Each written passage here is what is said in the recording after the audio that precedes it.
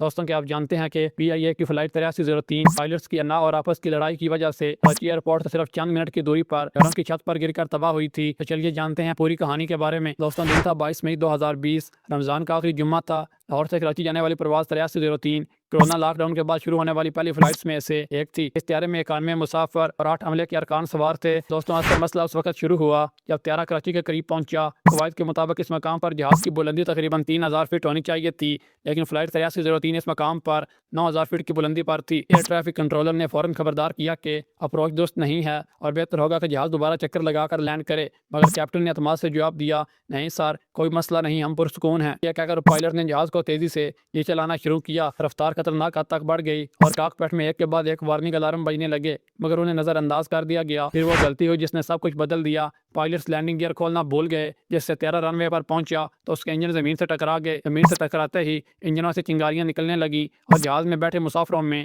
خوف و ہراس پھیل گیا۔ دوستوں 18 سیکنڈ تک طیارے کے انجن زمین سے رگڑ کھاتے رہے۔ پھر پائلٹس نے آخری کوشش کے طور پر جہاز کو دوبارہ اڑانے کی کوشش کی، لیکن شدید نقصان کی وجہ سے صرف لیفٹ انجن نے ہی رسپانس کیا۔ رائٹ انجن کی پاور تقریباً ختم ہو چکی تھی، لیکن فضا میں پہنچنے کے بعد دایاں انجن دوبارہ کام کرنا شروع کر دیتا ہے، لیکن رگڑ کھانے کی وجہ سے جہاز کا تیل بہنے لگتا ہے، جس کی وجہ سے چند ہی لمحوں میں دونوں انجن بند ہو جاتے ہیں اور فلائٹ 8303 کراچی کے ماڈل کالونی کے رہائشی علاقوں میں گھروں کی چھتوں پر گر کر تباہ ہو جاتی ہے۔ اس حادثے میں جہاز میں سوار 99 افراد میں سے صرف 2 افراد معجزانہ طور پر زندہ بچ سکے۔ دوستوں یہ حادثہ صرف ایک طیارے کا ثانیہ نہیں تھا، بلکہ اس کے ساتھ PIA کی ساکھ اور اعتماد بھی شدید متاثر ہو گیا تھا۔ ویڈیو کے بارے میں رائے ضرور دیجیے گا۔